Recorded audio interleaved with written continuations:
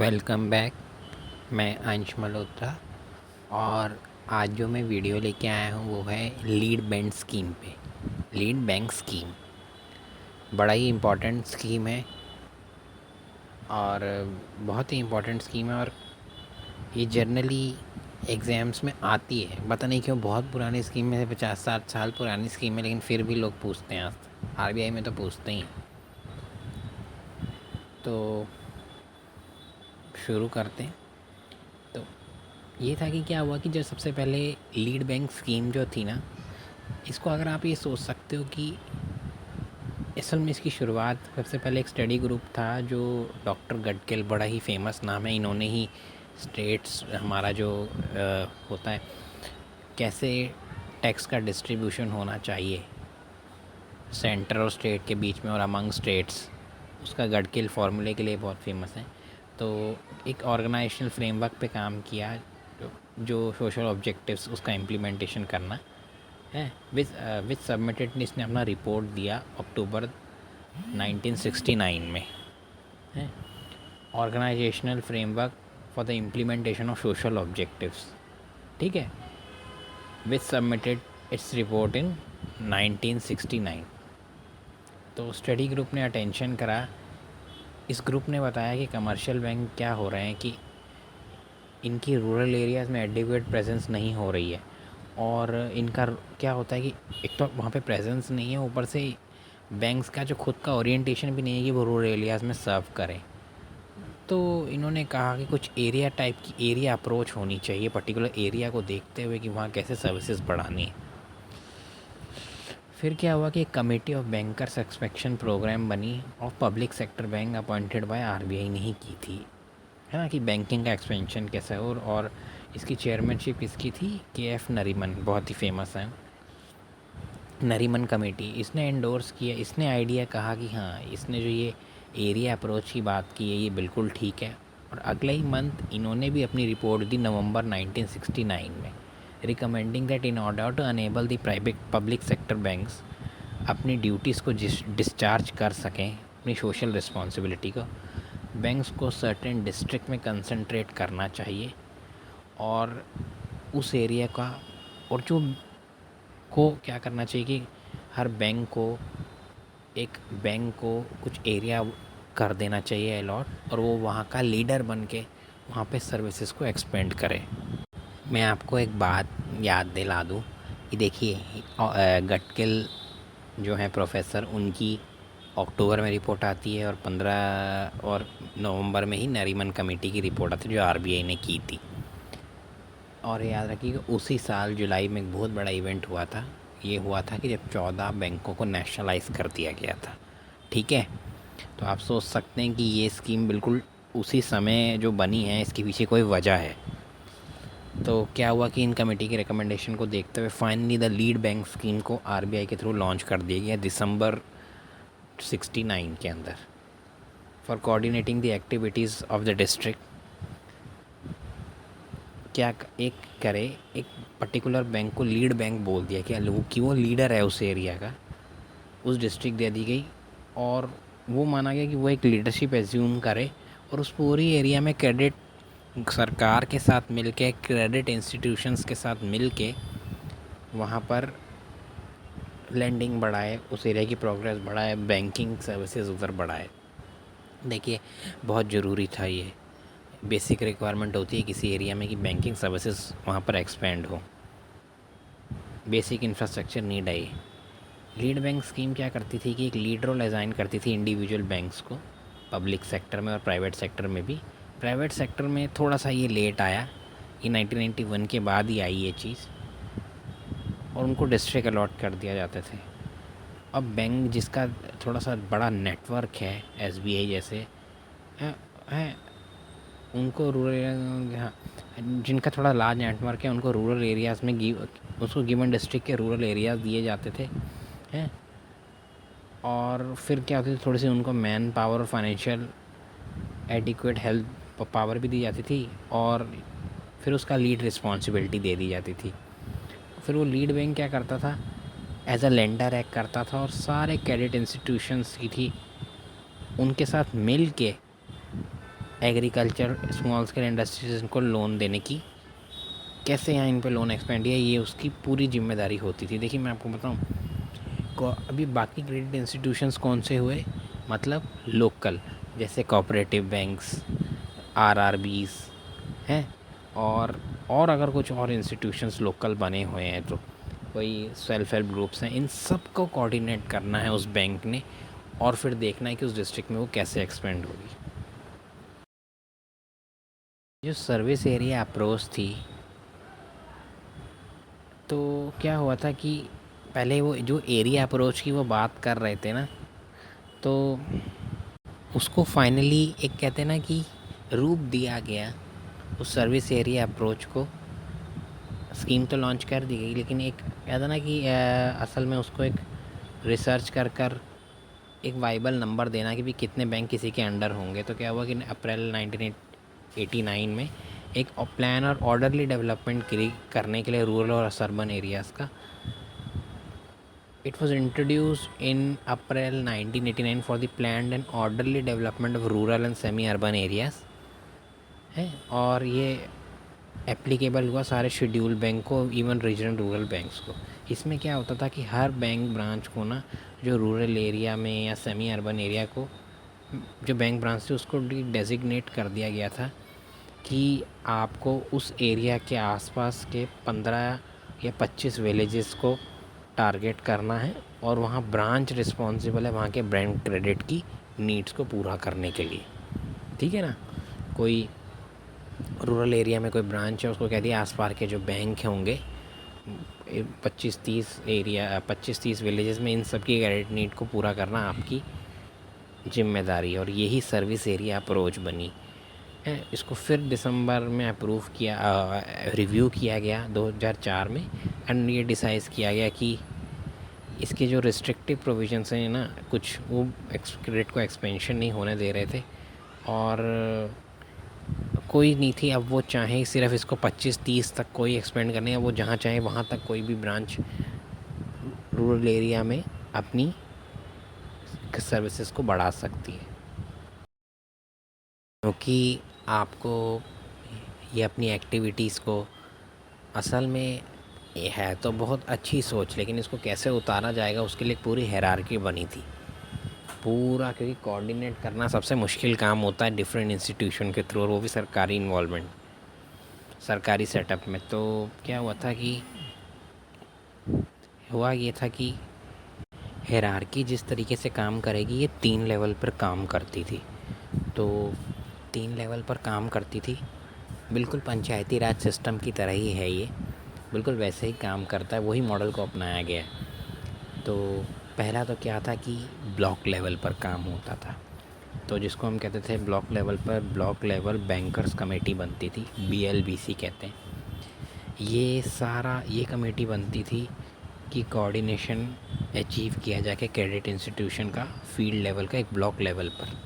ठीक है, block level पर एक ब्लॉक क्रेडिट प्लान बनता था पूरा, वो सारी ऑपरेशनल प्रॉब्लम्स को देखते थे, फिर क्रेडिट प्रोग्राम्स इम्प्लीमेंट करते थे जो बैंक्स के होते थे। और इस पे एक बड़ा इंपॉर्टेंट ऑफिसर होता है, lead district manager of the district is the chairman of block levels cum, या ना इस कमेटी का चेयरमैन कौन होता है, LDM, lead district manager, please ध्यान रखिएगा। फिर डिस्ट्रिक्ट लेवल पे कंसल्टेटिव कमेटी बनती है, they were formed in early 70s as a common forum at the district level हैं। बैंकर्स और गवर्नमेंट एजेंसीज इसमें होती थी, फैसिलिटेट करती थी कोऑर्डिनेशन डिफरेंट डेवलपमेंट एक्टिविटीज़ के करने के लिए। डिस्ट्रिक्ट कलेक्टर इसका चेयरमैन होता है, और लीड डिस्ट्रिक्ट ऑफिसर रिप्रेजेंट करता है RBI को इस कमेटी में। ठीक है ना, ये याद रखिएगा, ये लीड डिस्ट्रिक्ट ऑफिसर है, वो लीड डिस्ट्रिक्ट मैनेजर था। फिर स्टेट लेवल बैंकर्स कमेटी थी, दे वर कंस्टिट्यूटेड इन अप्रैल। अब हो गया ना, क्योंकि हर लेवल पर आपको देखना है कि कोऑर्डिनेशन बनता रहे और चेक बैलेंसेस बनते रहे, तो उस हिसाब से थर्ड लेवल पर भी इसी टाइम पे होता था। और इस कमेटी को जनरली किसी जो चेयरमैन होता था ना, उस कन्वीनर बैंक का, वो हेड करता था स्टेट लेवल पर। फाइनली एक लीड बैंक स्कीम को इम्प्लीमेंट कैसे किया जाता था। सबसे पहला तो क्या होता था कि क्रेडिट प्लान का बनाना। हर लेवल को ये है कि वो प्लान बनाए कि वो कैसे उस एरिया में जो है उसको एक्सपेंड करेगा, क्रेडिट एक्टिविटीज़ को। फाइनली प्रोग्रेस डेवलपमेंट कैसे होगी। देखिए, प्लानिंग बहुत इंपॉर्टेंट है in the implementation of lead bank scheme. एक बॉटम अप अप्रोच यूज़ होती थी कि ब्लॉक लेवल से ऑफिसर कंडीशंस को देखते हुए एक प्लान बनाएंगे और फिर ये बिल्कुल ऊपर तक जाएगा और फिर वहाँ डिसाइड होएगा कि फाइनली कितना एलोकेशन चाहिए होगा, किस किस तरीके से काम होगा। लेकिन बॉटम अप अप्रोच होगी, नीचे के ऑफिसर पूरा प्लान बना कर देंगे कि ये चीज़ें चाहिए होंगी, और ये अच्छी अप्रोच भी है। फिर कुछ पोटेंशियल लिंक क्रेडिट प्लान्स बनाए गए बाद में। तो they are step towards decentralise credit planning with basic objective of mapping कि भाई क्या हो कि आपने प्लान बनाया, तो इन प्लान बनाते समय आपने ये देखना है कि उस एरिया का पोटेंशियल क्या है, किन चीज़ों में इस क्रेडिट को एक्सपेंड किया जाए, किन सेक्टर्स में इन्वेस्ट किया जाए ताकि ज़्यादा अच्छे रिजल्ट्स आ सकें। इसका एम ये होना चाहिए कि वो आइडेंटिफाई करें कि जो कार्बन फुटप्रिंट, फर्टिलाइज़र का ओवर यूज़ रुका जा सके, वाटर का एफिशिएंट यूटिलाइजेशन कैसे हो सकता है, एग्रीकल्चर पॉल्यूशन को कैसे एड्रेस किया जा सकता है। अब ये सारे एरियाज़ रूरल एरियाज़ के बहुत बड़ी प्रॉब्लम्स हैं। तो जो क्रेडिट प्लान है वो इस तरीके से डिवाइस किया जाए कि वो इन प्रॉब्लम को डील कर सके। फिर अब जब आपने कोशिश करी, फिर मॉनिटरिंग तो हर प्रोडक्ट बेसिक रिक्वायरमेंट होती है हर प्रोजेक्ट की। तो performance of a credit plans is reviewed in various forum created under the lead bank scheme. ठीक है ना, ये कमेटीज़ का काम ही होता था कि वो रिव्यू भी करें साथ साथ कि भी जो आपने प्लान बनाए वो ठीक जा रहे हैं और क्या चेंजेस की ज़रूरत है। क्या हुआ कि अब डेफिनेटली जब कोई स्कीम होती है तो उसके लिए टाइम टू टाइम उसका रिव्यू किया जाता है। तो थोरत कमेटी का रिव्यू इन्होंने, ये कमेटी सिर्फ लीड बैंक के लिए नहीं बनी थी, और भी चीज़ों के लिए बनी थी, लेकिन इसको ये भी था कि वो इस स्कीम को भी रिव्यू करे। इसी ने उषा थोरट जो हैं इन्होंने ही 2009 में भी और 2018 में भी इसका रिव्यू किया। तो 2009 में तो जनरली यही डिसाइड किया गया कि इसको एक्सपेंड किया जाए और प्राइवेट सेक्टर का रोल और बढ़ाया जाए। उसके बाद फिर 2018 में भी फिर ये डिसाइड किया कि ये स्कीम कंटिन्यू रहनी चाहिए। इसलिए भी वजह है क्योंकि जब करंट गवर्नमेंट आई तो इसका फाइनेंशियल इंक्लूजन पे थोड़ा ज़्यादा ही ध्यान है। ठीक है ना, तो the scope of scheme needs to be enhanced, ये इसकी एक कमेटी की रिकमेंडेशन थी। शार्प फोकस होना चाहिए कि भी फाइनेंशियल इंक्लूजन को बढ़ाया जाए, एंड सिर्फ सरकार की स्कीम्स को बढ़ाने की ज़रूरत नहीं, भी कैसे ग्राउंड पे किया जाए। ये आर्ग्यू किया गया था कि इसको कंटिन्यू रखा जाए स्कीम को, और ये फाइनेंशियल इंक्लूजन को बढ़ाए जो अनबैक्ड एरिया हैं, प्राइवेट सेक्टर का यूज़ किया जाए क्योंकि उनके पास टेक्नोलॉजी प्रोफेशनलिज्म कई बार ज़्यादा होता है। Particularly in the area of the presence must be extended. और ये है कि भी हाँ, बिज़नेस कॉरस्पॉन्डेंट मॉडल जो है वो सजेस्ट करा गया कि वहाँ बैंकिंग सर्विस जो है विलेजेस में बढ़ाने का सबसे बेस्ट तरीका है वहाँ पर है, और जो 2000 से ऊपर की पॉपुलेशन है जिनकी, वहाँ पर इनका यूज़ किया जाए। और केवाईसी रिक्वायरमेंट्स में भी ये कहा गया कि स्मॉल वैल्यू अकाउंट्स के लिए थोड़ी रिलैक्सेशन देनी चाहिए। इतने साल जब स्कीम चली तो उसकी कुछ कमियां भी सामने आई होंगी, और वही कमियां डिस्कस हुई हैं। देखिए, क्या होता था कि कोऑर्डिनेशन करने में हमेशा कन्फ्यूजन होता है। तो the lot of confusion prevailed among the lead banks. Exact functions और ऑब्जेक्टिव हैं कैसे, क्योंकि आप देखा जाए कि बैंक्स कंपैरेटिवली इतने पावरफुल इंस्टीट्यूशन नहीं हैं, क्योंकि डिसीजन मेकिंग जनरली उनके हाथ में नहीं होती। लोकल अथॉरिटीज़, जो गवर्नमेंट की अथॉरिटी होती है, वो काम करती है। तो कन्फ्यूजन रहा।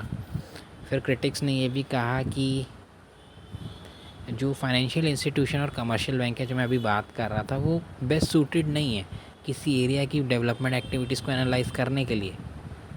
और banks can be taken as a professional institution in the field of finance, लेकिन डेवलपमेंट में नहीं है। उसके लिए तो आप जानते ही हैं, पंचायती राज सिस्टम बना हुआ है, डिस्ट्रिक्ट आपके एसडीएम डीएम होते हैं, उनका काम डेवलपमेंट का ज़्यादा है। एक बैंक के मैनेजर को ये काम करना थोड़ा उसके लिए मुश्किल है। फिर कई बार डिस्ट्रिक्ट्स का अलॉटमेंट भी स्ट्रिक्टली नहीं किया जाता था, हैं, नहीं किया जाता था रीजनल ओरिएंटेशन को देख के। Bank could not effectively attend to the initial paid in the district allotted to them, है ना। फिर एक मेजर क्रिटिसिज्म स्कीम का ये था कि एक स्कीम का लास्ट जो बहुत, है ना, ये था कि इस और जो ऑथर थे, ये क्रिटिसिज्म रहा कि जो स्कीम के ऑथर थे वो ये सोचते थे कि जब बैंक्स को एक बार इस्टेब्लिश कर दिया गया ना, मतलब रूरल और अनबैंक्ड एरिया में, नॉन बैंक्ड एरिया में, तो बाकी सारी प्रॉब्लम अपने आप सॉल्व हो जाएगी। लेकिन नहीं, प्रॉब्लम ये है कि एक इस डेवलपमेंट किसी भी एरिया का जो है वो डिपेंड करता है कि वहाँ का इंफ्रास्ट्रक्चर, कहीं भी आपको शुरू करने के लिए ना एक बेसिक इंफ्रास्ट्रक्चर, रोड चाहिए, पानी की सुविधा वहाँ होनी चाहिए, बेसिक फैसिलिटी जो है वो होनी चाहिए। और without the other basically development के लिए जो चाहिए, बैंक किसी एरियाज़ को ट्रांसफॉर्म नहीं कर सकते। देखिए, बैंक तो लोन दे सकता है, लेकिन मान लीजिए वहाँ सड़क तक नहीं है गवर्नमेंट अथॉरिटीज़ की, वहाँ एक सड़क तक नहीं दी हुई, तो बैंक सड़क बनाने के लिए क्रेडिट कैसे दे सकते हैं? क्योंकि अनबैंक्ड एरिया में वो तो एक छोटा ही लोन दे पाएंगे। वहाँ तो सरकार को आके, लोकल पंचायती राज को आकर एक्सपेंड करना पड़ता है, और बैंक अपने बेसिस पर ये नहीं कर सकता। डेवलपमेंट रोल पूरी तरीके से नहीं ले पाता, ना लॉ उसको ये चीज़ अलाउ करता है, और ना उनकी इसमें एक्सपर्टीज़ होती है। आप बिज़नेस के लिए लोन देते हो, आप एमएसएमई को लोन देते हो, लेकिन आप लोन दो कैसे? कौन लोन लेगा? कौन वहाँ बिज़नेस सेटअप करेगा?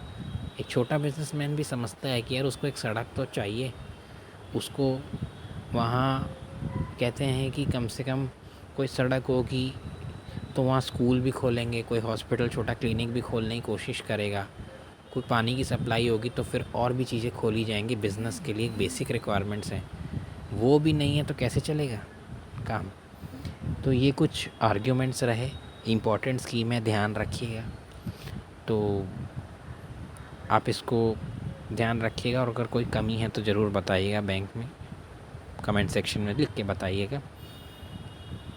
तो आप इसको लाइक कर दीजिएगा, सब्सक्राइब कर दीजिएगा चैनल, और शेयर भी कर दीजिएगा अगर किसी और के साथ ही हेल्प करेगा, आपको लगता है कि उस किसी की हेल्प करेगा। Thank you and have a nice day.